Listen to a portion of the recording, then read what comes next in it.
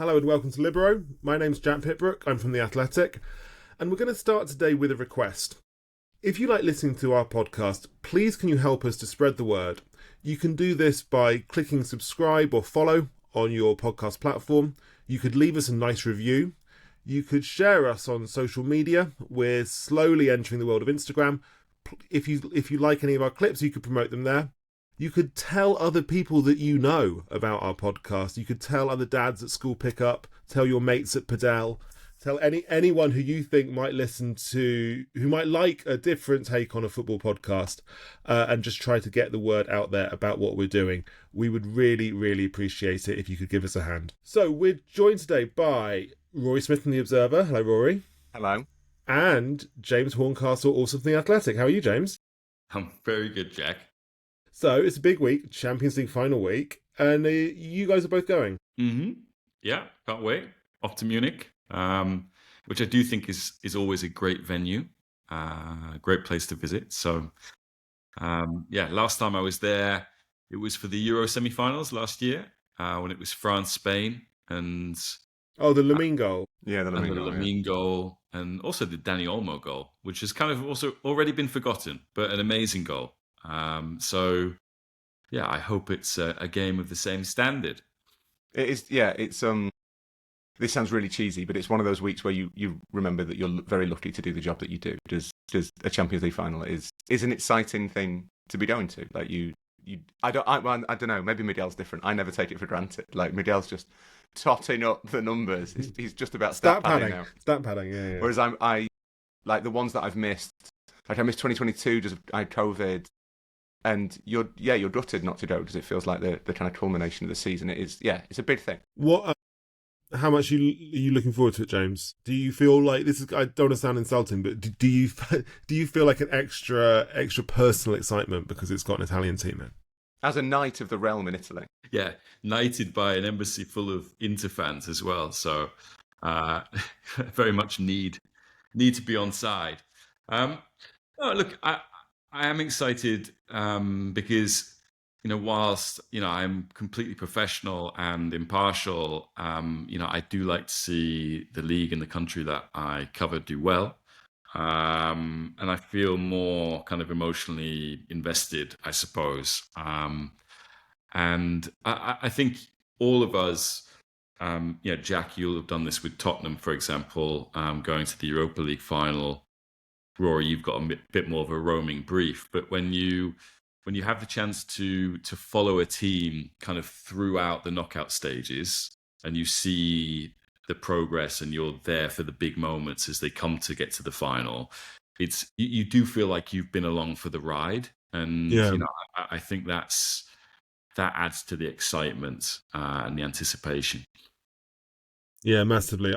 I completely felt that in Bilbao on Wednesday. I'm not a Tottenham fan in any sense, but obviously if you follow a team closely and you get to know the staff and the players to an extent, and certainly lots of the fans and everything, and you kind of just get a little bit of a sense of how much it means to, and how much hard work, but also goes into this sort of thing, but also how much luck. You can be a good team and be unlucky and never win anything, as Tottenham have found in the past. Then when they actually did it in Bilbao, frankly, with the Tottenham team that won the Europa League is not as good a Tottenham team as, say, the Pochettino teams that were far better but didn't win anything. I did find it quite emotionally stirring to see them do it. This Champions League final, though, this Saturday, this is going to make me sound a bit. What's the phrase of people like this? Is it Premface? Rory, that's one of yours. Premface is the accepted term. Yeah. Is it quite? I mean, from putting my Premface hat on, it's a bit of a mix there. But putting my Premface hat on, it feels like a bit of a kind of low. Is it a slightly low wattage Champions League final? I mean, there's no English team, there's no Real Madrid, there's no Barcelona. If I was trying to sell this on TV, I'm not sure what's the angle. Can you make it interesting to me? Well, I think this is something we'll probably talk about a little bit in more depth around Inter. I wonder whether both James and I have a working relationship with TNT Sports. His appears to be a little bit more long lasting than mine. I got ditched for Don Hutchison. I think from TNT's perspective in England, in Britain, it's probably not an ideal final. PSG are quite interesting to like neutral fans. They have like a glamour. They have an obvious like narrative arc that you can follow. There's a story there that you can sell. Kind of the redemption arc of a club recovering from its brush with Kylian Mbappe, who's weirdly become kind of the bad guy in the PSG story, which in itself I think is fascinating. Inter a little bit more difficult. I think this will upset people. I wrote about Inter before the Man City final in 2023. Me and Tarek for the New York Times did a thing about their finances, and their fans really did not like their social media fans really did not like the fact that we suggested they might not be in the best nick financially.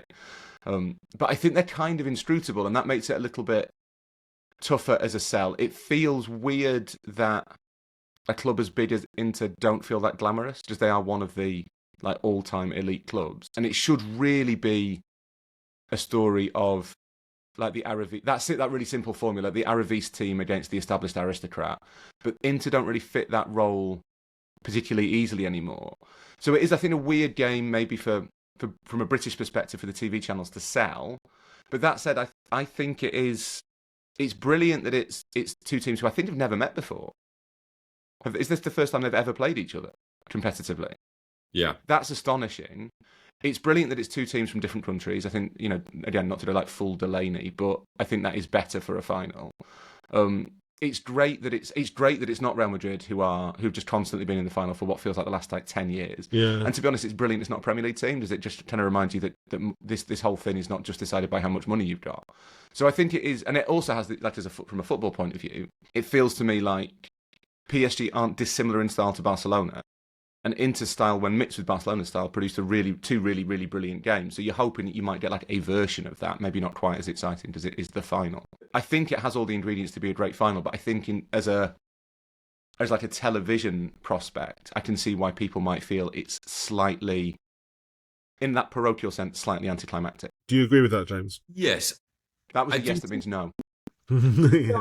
No, because I can see where you're coming from, and there have been plenty of caveats, from kind of like His Majesty's press that we are an island nation. We tend to isolate ourselves from the excitement that's going on in different countries on the continent. And to go back to Rory's point about TV and sort of TNT, I mean, I remember being sort of a legacy TNT or legacy BT pundit, as I consider myself, that the most excitement, or perhaps the biggest rating, this might have been surpassed in the meantime, was when Man United played Liverpool in the Europa League.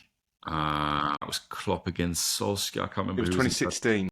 Yeah, so that Europa League game, I think, drew a higher viewership than Champions League games, or something like that. And I think even in viewership today, like Man City is still quite a small entity compared with your Man Uniteds, your Liverpools, your Arsenals. So, even Man City winning the treble, Man City reaching the final is not the big draw that I'd imagine a broadcaster wants. They would like a Liverpool or a Man United. I'm talking about domestic broadcaster in the UK, of course.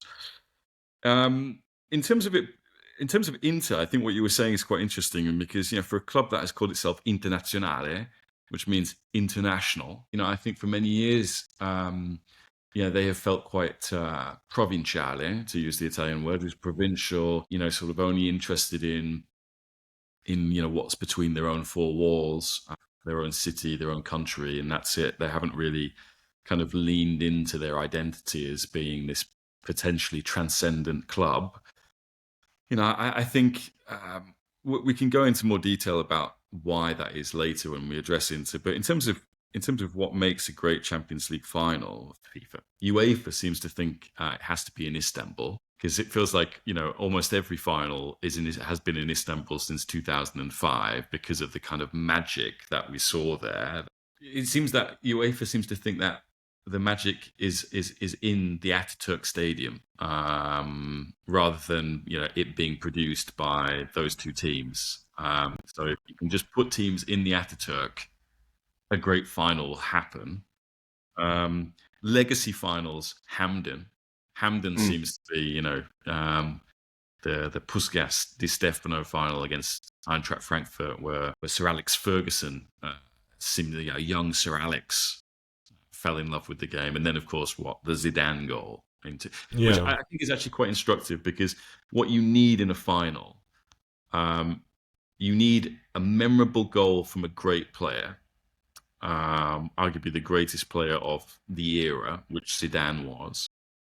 You need the team of the era. If you don't get that goal, you need the team of the era to put in a completely monstrous, comprehensive wiping of the floor of a very good opponent, which... Like Milan 94.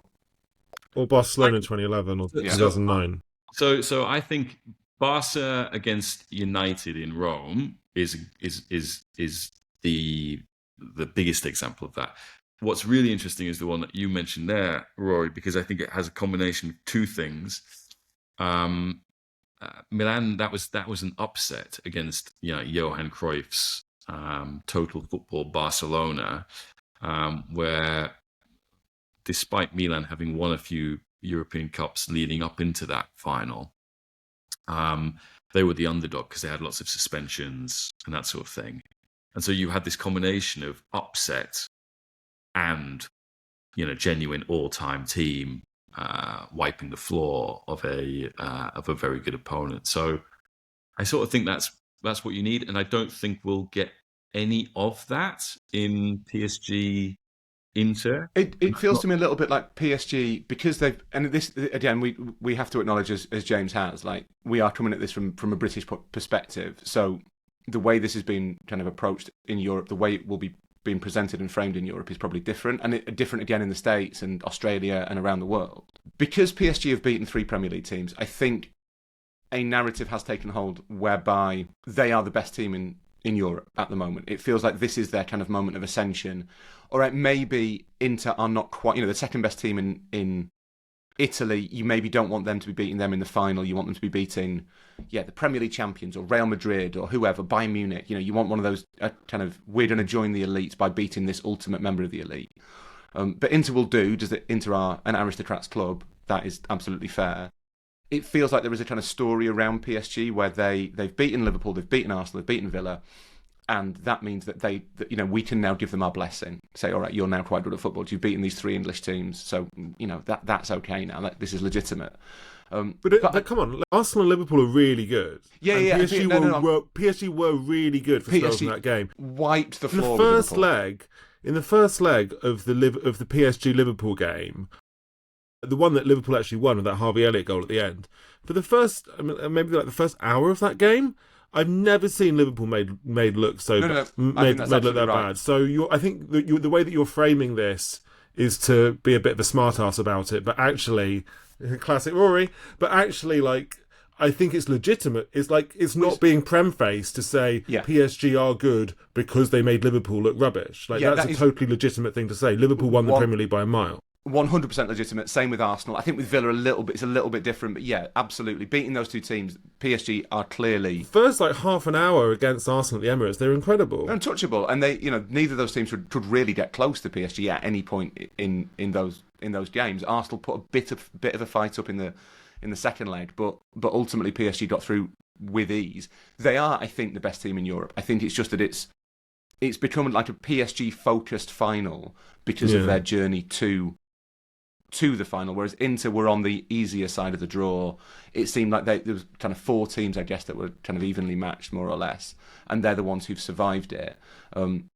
It feels like there is being on the side of the draw with Bayern and Barcelona is the easier side of the draw. You couldn't see just the angle of the camera, but I did air quotes. No, I do think it's interesting how we as a media, so I'm talking sort of print, broadcast, but then also the kind of separate punditocracy of ex-players, we do seem to have this recent phenomenon of focusing only on one team, concentrating all of the coverage on one team going into a final. I mean, that was the case when Man City played Inter, and you could say for an English media, it's an English finalist, it's an English team on the brink of making history in terms of, equaling the treble that Man United did. And it's Pep Guardiola finally doing it in the Champions League for Man City. So lots of compelling reasons to basically really, really focus on City. Although the narrative going into that final was this is going to be the most one-sided final that we can remember, and it wasn't. It was, because Inter were quite a lot better than City. That was City's worst performance of that season, by far. Yeah, you could either see they were running on vapor because they played so many games, and you could see they were burdened by the weight of that last Hillary step in Mount Everest or whatever it is. But we do tend to do this. I imagine we did it last year with Real Madrid and Borussia Dortmund. And the only coverage that Dortmund got was, wow, their fans, the yellow wall, amazing. And that's not true. There was a little bit of arms manufacturer. Yeah, the Rheinmetall story. I like it most when Champions League finals are viewed through the lens of who's got the best arms, like weapons manufacturer sponsor. That's the best. You'll never sing that. And we're doing it again with PSG Inter, and I can see the kind of, all the things that I just said that make a great final, sort of an incredible display against, the team that everyone thinks is the best on the continent. Yeah, the best performance I've seen this year was second half PSG against Man City in the league phase. And okay, City were in crisis, but they made them look like the worst team. They made them look like a team that finished like 36 out of 36 in the Champions League. And then, I think it's going to be really interesting to see what some of the pieces that we all put out and other people put out about PSG this week, particularly Miguel, because it seems that this team has become very likable. Yeah. And is it likable because they've moved away from having superstars, and this is a way of building a team that we all, as a collective, think a team should be built around youth and kind of unknown players and that sort of thing. Whilst we seem also to be forgetting that this team that has been put together with unknown young players has still been put together with the money of Qatar, and has still been put together at immense expense. Yeah, I think the reason I completely buy James's point that a reason that this might not be a classic Champions League final is that there is basically no one on the pitch who could claim to be one of the best players in the world, right? Unless I'm being really unfair to Dembele. Dembele has been really good this season. Kvara has obviously been Rory's mate. Has obviously been amazing in the last 6 months, and since in the last few years, really, since he was at Napoli. So there are fantastic players, but you wouldn't say there's no Lamine or whoever. But I guess the one thing, so I guess maybe on that particular score it doesn't tick the box, but I think one way it does tick the box, and this is going to sound really banal, but bear with me. Both these two teams are absolutely desperate to win this game, right? PSG have never won this before, and Inter haven't won it since 2010, which in football terms is basically prehistory now already, given everything that's happened since then. So there's such... Yeah, and obviously PSG have lost. PSG lost the final to Bayern a few years ago. Inter lost the 2023 final to City. So both of these teams come with a bit of a sense of quest, and I feel like that is. And obviously, every team always wants to win the Champions League final, but last year, could you really say that against Real Madrid, against Dortmund? Real Madrid had won 5 of the last 10, I think, at that point.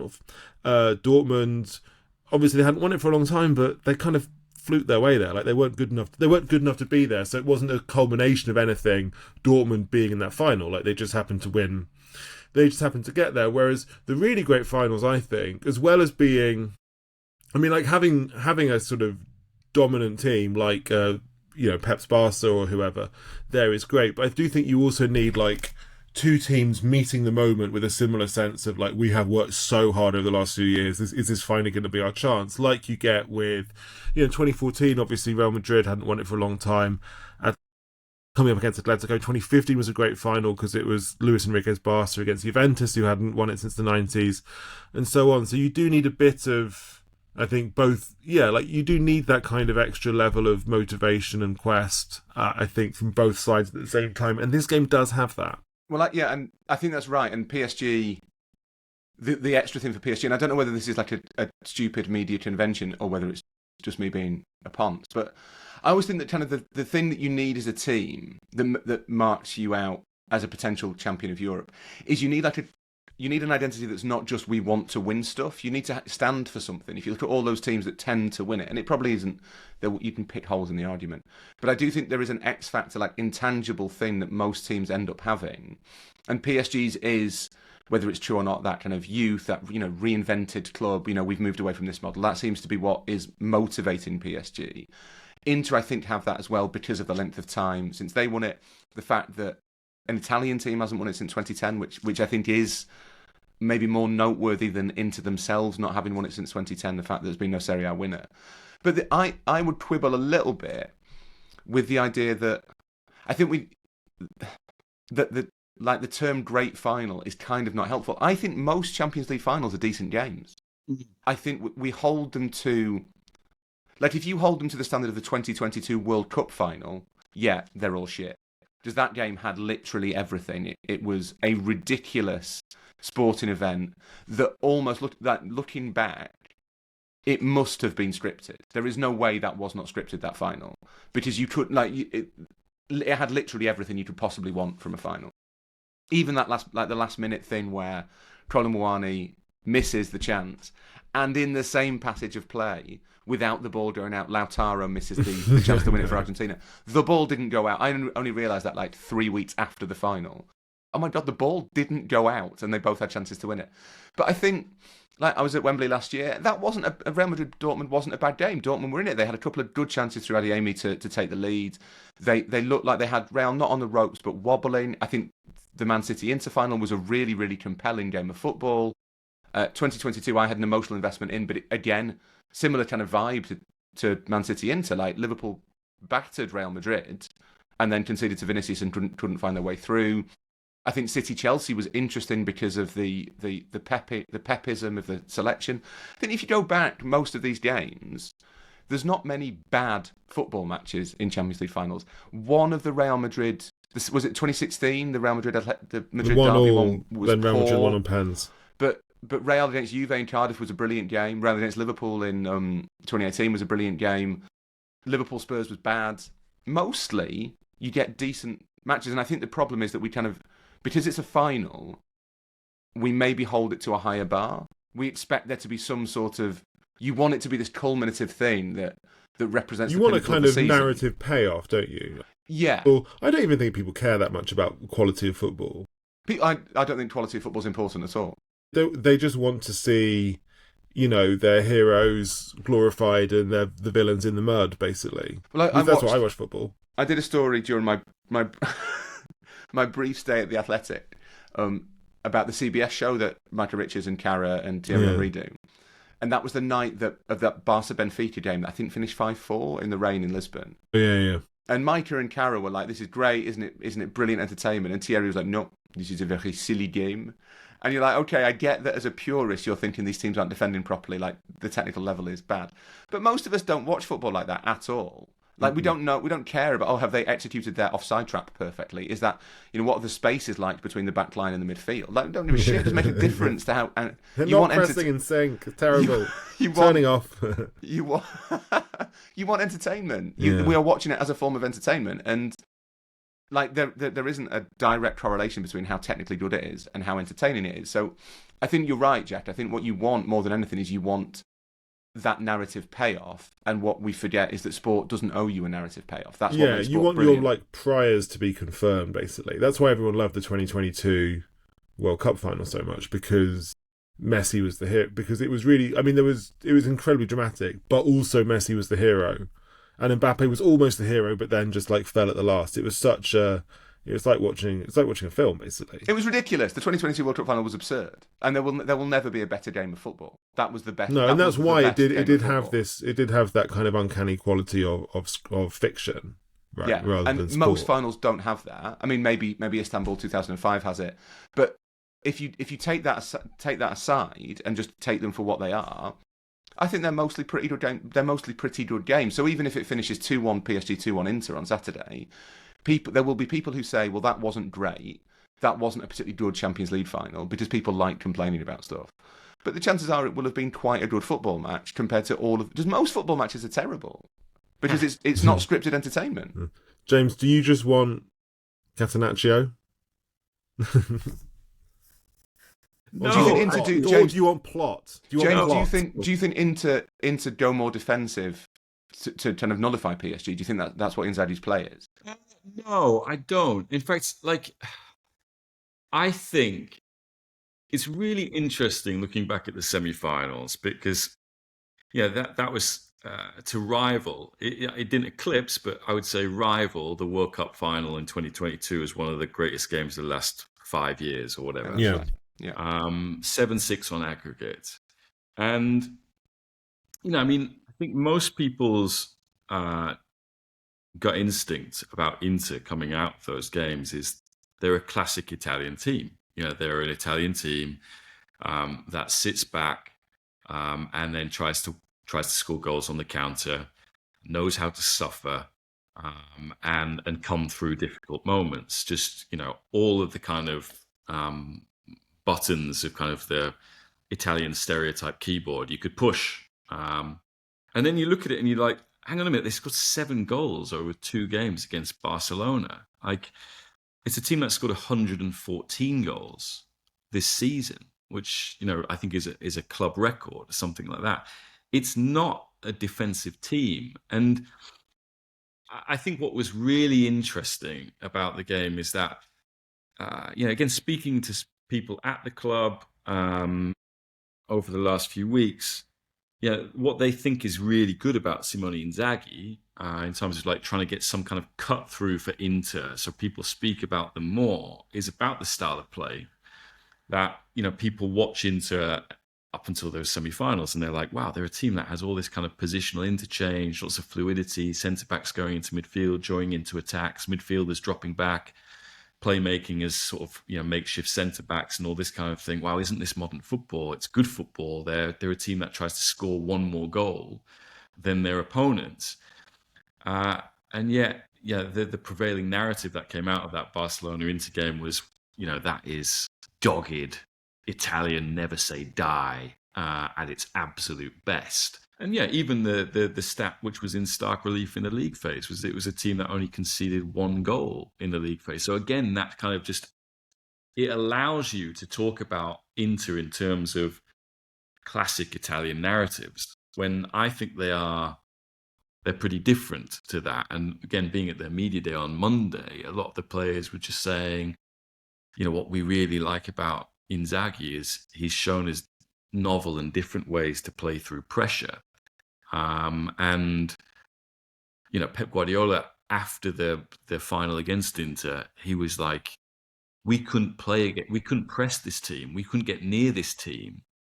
Why? He was like, because of the goalkeeper, Onana, who's now, like every player who's gone to Man United has been ridiculed and has been kind of drawn into the vortex that is the Man United hellscape, and has been diminished as a player by it. But Onana, because of his gift with both feet, being able to play short passes through, be able to play these long passes over pressure, was again, having a goalkeeper that allows you to play with a high line, essentially.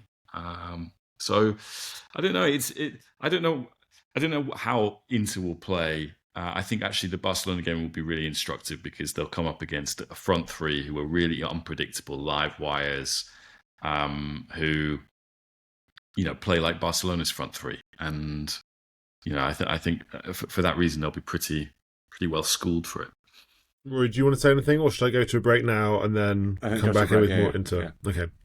Well, there'll be more about Inter and, of course, about Paris Saint-Germain after the break.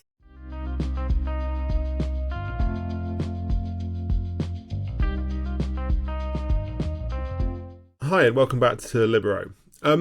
We hear a lot from some people about stratification, financialisation, hypercapitalism in modern football. But when I look at the story of Inter, I mean, they've not really spent that much money, have they, in recent years? So, Rory, is this in fact more of just a good old-fashioned, clean and simple football story? Almost certainly not. I think Inter's, like, as I said before, like I've written about Inter's financial situation once and probably won't do it again because people don't really cross. I think that there is a little bit of a tension in who they are, because they are Inter Milan. Internazionale. People at Red Cross, we call them Inter Milan. They are one of the biggest clubs. Like historically, they are this huge thing. But if you look at the team, it does have that kind of underdog vibe to it. So you've got Mkhitaryan and Darmian, these kind of cast-offs from Manchester, players who weren't good enough to play for Manchester United. Imagine that, especially as United have got worse. Like Henrik Mkhitaryan would still get in Man United's team. Why is he not at Manchester United? Darmian would be their best player. Then you've got Alessandro Bastoni's kind of the exception, but you've got like Denzel Dumfries who kind of came from PSV and have been overlooked by quite a lot of the other big teams in Europe. There's a core of Italian players there, Nicolo Barella, who's fantastic, but he's not like a sexy Italian number 10. He's like a bustling midfielder. And then the player that I think sums up into the best is Lautaro, who I've always had a soft spot for because he went from Racing to Inter, and the guy who signed him at Racing, or was working for Diego Milito, signed him at Racing, and I know some of his kind of backroom team, and he was always like their big source of pride was that we found Lautaro, we sold Lautaro, we kind of saved Racing in Argentina, and I think Lautaro is one of those players who unless you watch, I'm fascinated by this, but like until he scores a big goal in a big game, like a Copa America final, for example, there was this tendency to be like, well, Lautaro's not that good. And you're like, well, no, what you mean is you only watch him playing against the very best teams in the world, and he finds that quite hard because they're the very best teams in the world. If you watch Lautaro Martinez against Cagliari or Parma, you can tell how good he is. Like against decent, average opponents, he is very obviously a top-class player. But it's difficult to score 4 goals in a game in the Champions League semi-finals because the team you're playing is really good. And I think there's a bit of that about Inter that I think, to an extent, they're maybe not seen enough to be judged properly, and that kind of influences the way we see them a little bit. That and that kind of tension between what we think they should be, big glamorous Italian club, and what they actually look like on the pitch, which is like, oh, there's Henrik Mkhitaryan. Yeah, I think there are a couple of really kind of great points there. I mean, one, I think, like Inter went 6 years without playing Champions League football at all, which, Jack said winning the Champions League in 2010 feels like sort of another period of history. So to go 6 years without being in the Champions League at a time when there are more eyeballs on the Champions League than ever before, and more eyeballs on football than ever before, it's a long time to sort of be away from the public eye outside of Italy.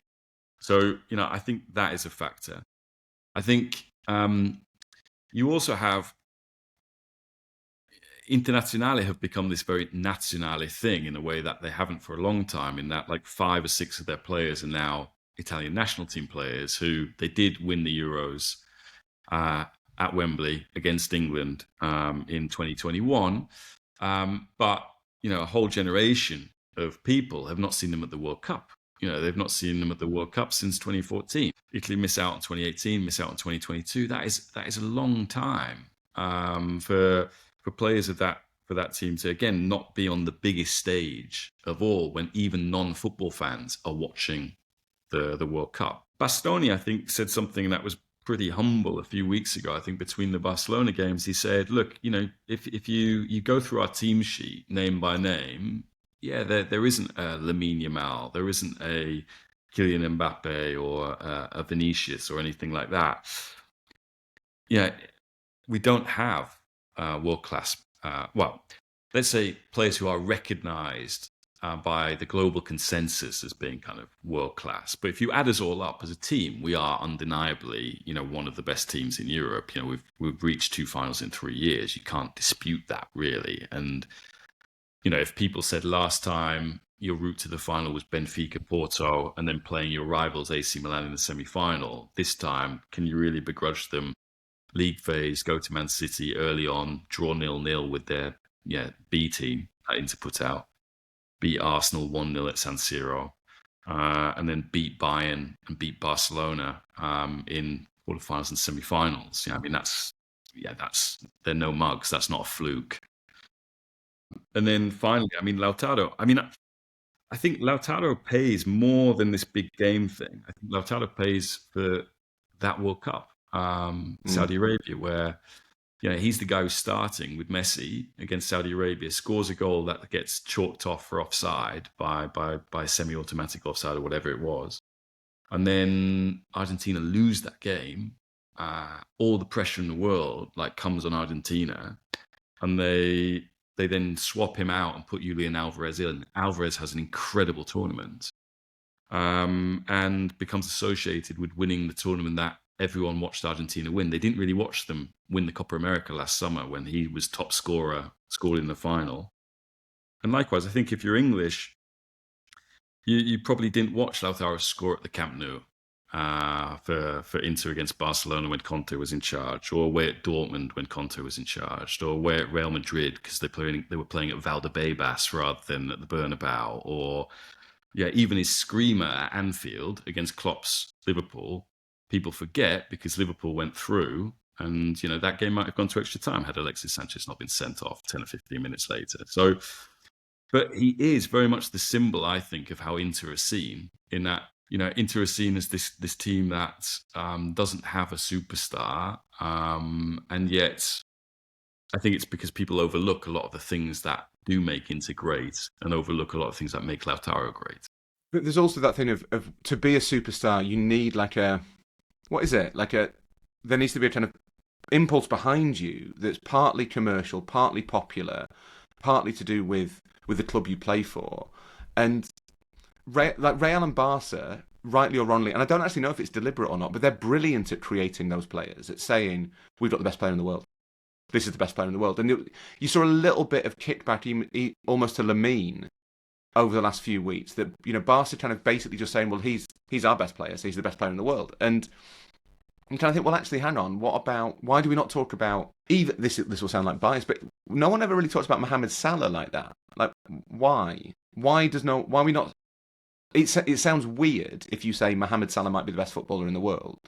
It does not sound weird if you say Lamine Yamal's the best player in the world. But if you look at the evidence for those two things, they're probably equally strong. And I think Lamine's amazing and will be the defining player of his generation, but he is still 17, whereas Salah's been knocking around for ages. And I do wonder whether one of the things that works against Lautaro, who has lots of the ingredients of being a genuine superstar, Argentinian, quite good looking, striker, that all kind of plays in his favour. You need to be good looking, Jack. Don't look baffled by that. The better looking you are, the more. That's why Lionel Messi had his glow up. Do you know what I mean? Mm. But he plays for Inter, and I think that from an international perspective, and I don't know why this is, they are less glamorous than AC Milan. I'd say they're probably less intriguing than they're not as romantic as Roma or Fiorentina. Them and Juventus are kind of big, powerful clubs, but they're just not that compelling. They don't tell their story very well, I think. Do you think that's fair? I think that is fair. I think that's a big problem for them, and it has been. Inter actually should be the most romantic of the big three in Italy. They're called Internazionale because the people who founded them, they used to play for AC Milan. AC Milan said, well, we only want Italians as our members, because the world at that stage was going through a little bit of the stage that we're going through again all over right now. And Inter were like, well, we want some Swiss guys who live in Milan to come and play for us. We want some of the French dudes and the Brits to continue playing for us. So we're going to be Internazionale. So we're going to go to the bar that we go to. And, we're all advertising execs and artists, those great Cinzano posters or Martini posters that you see all around Milan, designed by people, who were essentially founders of Inter, that they're a team of artists, poets, and that sort of thing. And yet, none of that really comes to the fore, is really pushed as part of their identity. And then, the amazing thing about them to me is that in the 90s, they were so many people's second team, because it was like, wow, this is Ronaldo, Djorkaeff, it's Recoba, it's this team of complete maverick artists that, we all want to, you paid just to see one of those guys play. And they didn't really maximize that. And I think that, again, this comes back to the fundamental flaw, not only of Inter, but Italian football over the last 15, 20 years, is that these teams were very dependent on their sugar daddies. And when the sugar daddies left and they had to basically learn to walk on their own 2 feet, there was nothing that made money for them. Yeah, the stadiums don't make money. They hadn't built up any kind of commercial side to their businesses, and so they were kind of cash strapped in a league that the league didn't go and sell itself to the world in the 90s in the way that it should have, and just allowed the Premier League to, when the Premier League was less competitive than Serie A, the Premier League was very good at going to Nepal and saying, here's some TV rights, play our games. They were very good at going to, India and places like that, and doing that and allowing the Premier League to develop an audience where it became the biggest league in the world, and those countries would then pay for their TV rights. In Italy, that just hasn't happened. I spoke to Inter's president last week, and he said that our foreign TV rights compared with the Premier League is a tenth of the Premier League, which, given that foreign TV rights for the Premier League is part of their revenue stream, is now bigger than domestic TV rights, is a massive gap. And all those things about again, talking about Inter as an underdog and an outsider, Inter, PSG have never won the Champions League. Inter have won it 3 times. They've been in the final 6 times. Even Man City only won it once. But these teams seized the moment or have backing from states. Sorry, Miguel. Man City and PSG in particular have backing from states.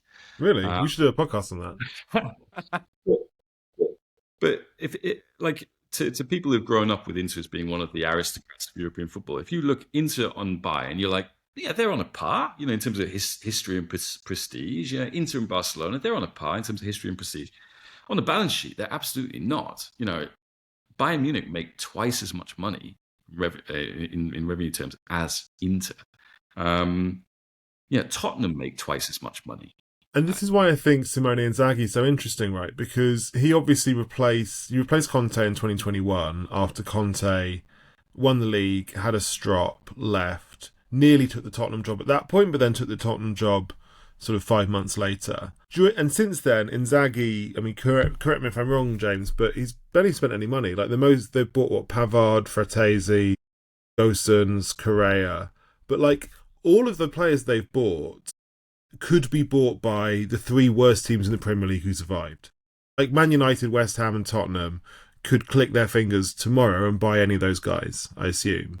So despite having the budget, a budget that would not stack up to some bad Premier League teams, Inzaghi is what? He's won 1 Serie A, 2 Coppa Italias. He's about to be in his 2nd Champions League final. Obviously, 10 years ago, Juventus lost those 2 finals in 2015 and 2017. But they had probably a better level of player than Inter have, and Inter can now. If Inter win, then they are the greatest Italian team of this era. And it kind of got me thinking when I was just thinking about it. It kind of feels like this is one of the great managerial bits of work of the modern era, right? Just in these last sort of 4. It's been Inter for 4 years now. There's not. It feels a bit different from a sort of even like a Pep or a Klopp or Simeone or someone who has access to more resources to kind of make their vision real. Yeah, I think he also has the afterglow, I suppose, of Antonio Conte walking out saying this team has no ambition. They don't have any money. This is the end of the line. I've took them to the league title. They can't do any more than this. Which is what he did at Juventus, and Allegri immediately took Juventus to a Champions League final. And it's kind of what's happened with Inzaghi as well. So I think Conte very good at laying down the groundwork and putting a winning mentality. And these other coaches come in, and with a lighter touch, they have the right balance that you need in European football, to not be always on your player's case. And being quite, not limiting and restrictive, but I think the thing with great Italian coaches, and Carlo is the greatest at this, is about being able to take the pressure out of high pressure situations. And I think Inzaghi and Allegri were very, very good at that. Rory and I, when Allegri was basically told to have a sabbatical at Juventus, we went and saw him in Milan. where he spent kind of an hour doodling whilst. What was he drawing? Well, I think I've still got a photo. We took a photo of what he was drawing. It was my intro. He did a hangman at one point, which I thought was fascinating. Wow. He was just in a hangman. I mean, that is not psychologically. That's not healthy. If you've got this manager who's talking about like.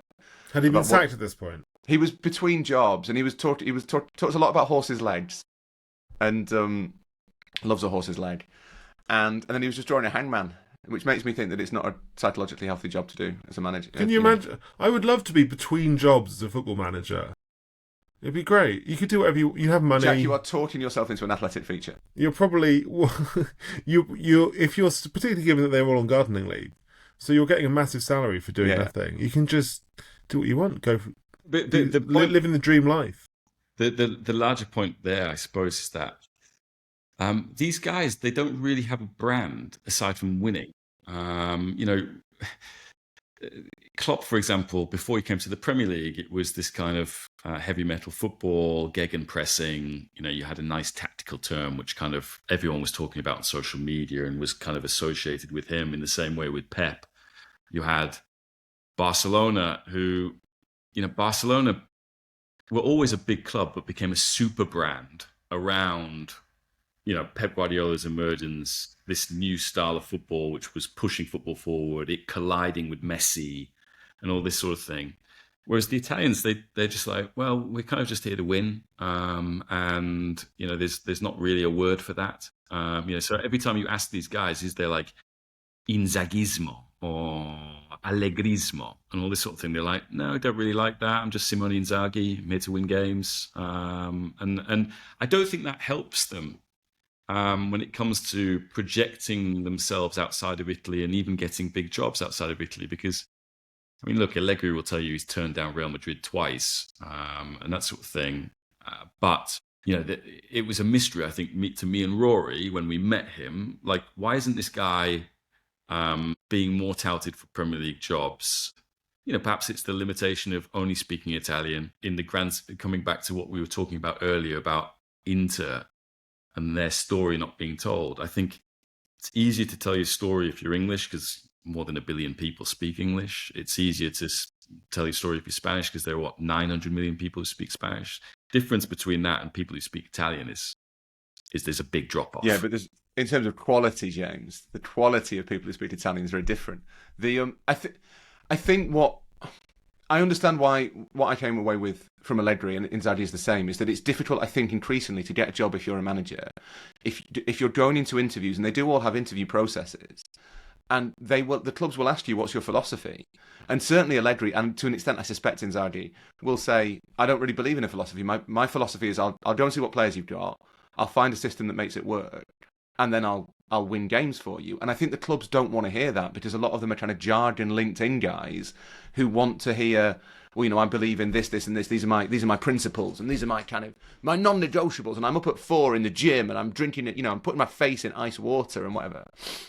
And I think we forget actually, or maybe not forget, we overlook how much of management is PR, and that one of the things I've got really annoyed with this season as a kind of natural sympathiser to Ange Postecoglou is that Postecoglou's not helped himself at all. Jack will have opinions on this. Because he does all of his interviews staring at the ground. It's infuriating. Stop looking at the ground. It makes you, to be honest, it makes you look like you're trying to trick me, Ange. It makes me think you're trying to con me because you won't look me in the eye through the television screen. And I think that's also true. He's much more honest than this. He will look you in the eye. Of Luis Enrique, like I think if you look at the work Luis Enrique has done across his career, Barcelona, Spain, and now PSG, Luis Enrique is an incredible manager.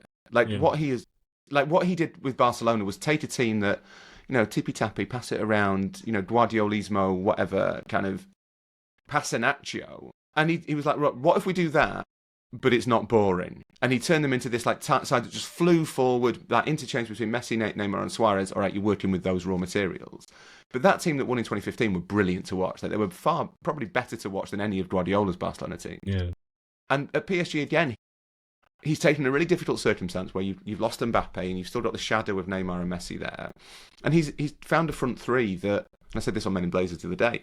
I think a lot of teams will start to copy. I think a lot Yeah. of teams now will look at the PSG front three. They'll look across Europe and think there aren't that many strikers available who I want to pay that amount of money for. So what I'll do is I'll get 3 wingers and I will teach them to interchange positions and not be markable. Luis Enrique has perfected that with like 4 players. He's repurposed Dembele and fulfilled his potential. That alone is managerial sort of masterstroke. Adding Kvaratskhelia looked to me at the time in January like totally unnecessary, but he's taken him to another level as well. And then you've got Doué and Barcola, who are developing and raw, hugely talented, but he's getting the best out of them. He's turned João Neves into this omnipresent midfielder. He's made that whole team work. And I don't think Luis Enrique gets nearly the credit he deserves. Did Man United not kind of go, I don't know about Luis Enrique, he's a bit intense, before they hired Well, he was the minute he someone? was reduced to having Paratici try and push him for the Tottenham job in 2023, which eventually went to a certain Ange Postecoglou. And a great And that first obviously, you know, ended up going to PSG. So maybe things didn't turn out so badly for him. But yeah, I agree. Like the teams he's built are amazing teams. Like really amazing. Like it's very easy to say, oh well, wasn't Barcelona 2014-15 easy because he had MSN? But literally, just look at the recent history of PSG, and you'll see that actually having all the best players at the same time isn't always a recipe for great football. And yeah, he managed to build a kind of brilliant team with 3 superstar forwards at Barcelona, and then 10 years later he's gone to PSG. They've got rid of all the superstar forwards, and he's built another brilliant team. So he can kind of do it with the big names or without. And then of course his Spain team, like slightly forgotten by history now because they lost that semi-final to Italy in the COVID Euros. They were astonishingly good at points in that tournament. Like they played the best football at that tournament. They were better than England or Italy. And if they'd beaten Spain, They were not fancied in the pens, slightest. no, if they'd beaten Italy on pens in that semi, they would have won the whole thing. Like they would have wiped the floor with England in the final. And that was a Spain side that were not fancied at all. No one was looking at Spain thinking these are potential contenders for this tournament. They were young. I think Pedri was in that team, wasn't he, at the age of about 6? And they were. He turned them. He did that thing that international managers aren't really meant to be able to do, which is turn them into a cogent, coherent, but also like tactically really kind of fluid side. He is. Yeah, I think partly he struggles because he's very prickly to the media.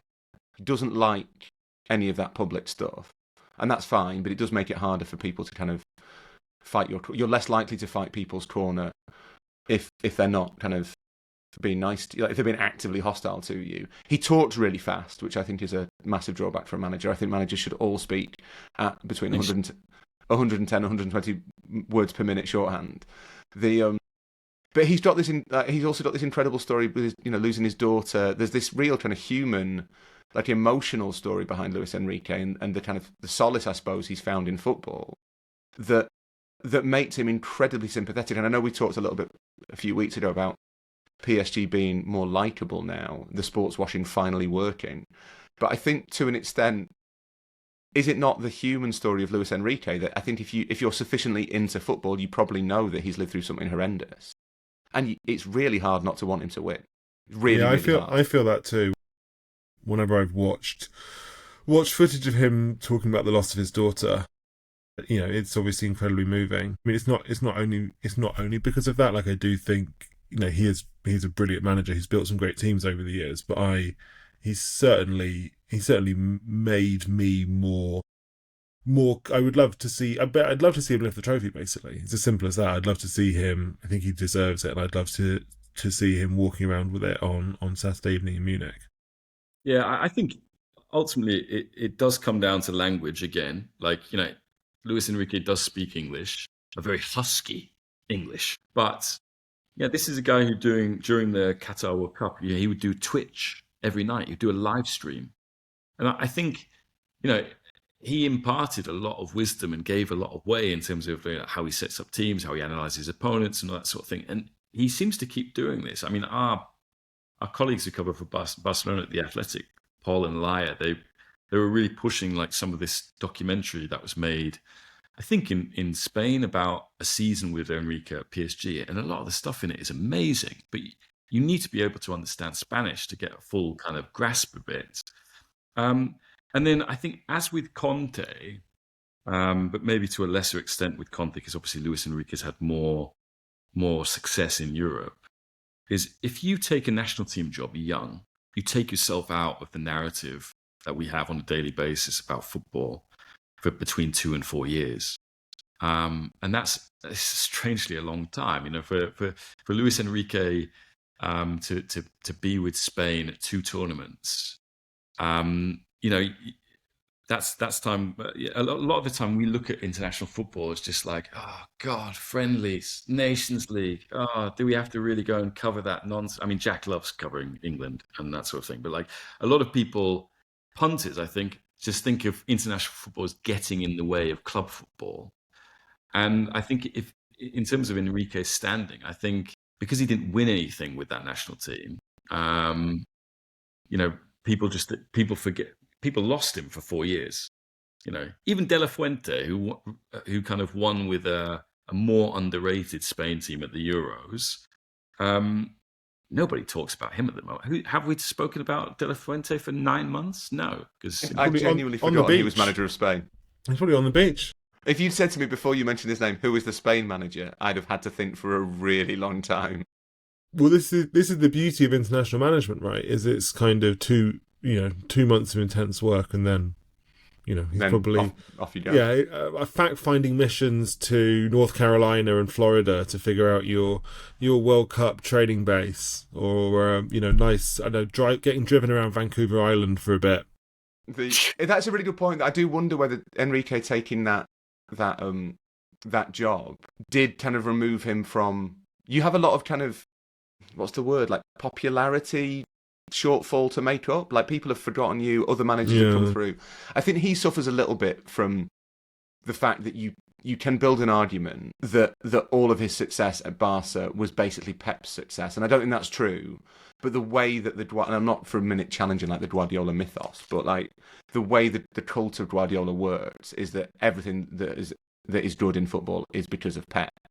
There are people who own very, very minor league teams in England who will tell you that literally anything good that's ever happened in football in the last 15 years is because of Pep Guardiola. And yeah, I think Enrique probably operates in his shadow a little bit, which is unfair. And it may well be that... That's so dumb, right? Like, Barcelona were pretty bad in the main between Guardiola leaving in 2012 and, let's say, for most of the last 12 years, but they've been generally pretty disappointing, except for when Luis Enrique was in charge. Like, they've only won... It's nuts. They had between the 2011 Champions League win and Messi going to PSG in 2021. Over the course of that 10 years, they only won 1 Champions League when they had the best player. They had the peak years of the best player of all time, and the only Champions Leagues they won were the Rijkaard one, the 2 Guardiola ones, and then the Luis Enrique one in 2015. Yeah. Like, no other manager was capable of winning a Champions League final or even reaching a Champions League final with Messi. How bad is that? It's when you put it like that, it's quite damning, isn't it? If you then look at maybe he needs a win with PSG on Saturday to kind of cement his legacy. That's the point at which we start to think of Luis Enrique as his own thing. Maybe we get a cult of Luis Enrique in the same way as we've got one of Guardiola and Klopp. I hate to end this in such a reductive way, but here goes. Enrique versus Inzaghi, 2 of the best. I think I've convinced myself these are the 2 best managers at the moment, if not even if these are not the 2 best teams in the world. Have you noticed David Moyes' record since returning to Everton? What is your prediction? Simple prediction. Because we haven't actually talked about how the game will go, but I figure. But we don't. This is the thing. We don't like. I hate this thing of like. I'm not having to know you, but why would we know how the game will go? Do you know what I mean? Well, I think this is when I'd weigh in and say, well, I think that PSG are going to try and use their fast forwards to make some incisive runs in behind. Look, to make a serious stylistic point, I think what is quite interesting is PSG have completed more dribbles than any other team in the Champions League since Luis Enrique's Barcelona. Nice. Okay. Wow. Full circle. And Inter, under Inzaghi, have always, for whatever reason, been bottom of dribbles. So, like, they're the absolute opposite, bottom of dribbles in Serie A. So you've got a team that likes to run at people a lot, and then you've got a team that doesn't like to run at people at all. So, for that reason, Yeah, I'm not going to be drawn into giving a. Oh, I need a number from you, James. Anything so gauche as a score. I'm going to go 2-1 to PSG. I think PSG are a better team, but I think Inter will win. But my main prediction is that it will be quite a good game, and everyone will say it's not afterwards. Great. That's my prediction. James, unwilling to risk anything. Sad. Like an Italian. Like an Italian team. Well, I think that is... It's not going to get any better than that. Thank you so much to James, to Rory, to producer Tom. Thank you to everyone for listening and bearing with us. Thank you even more if you leave us a nice review or tell your friends about this podcast. Will we be back?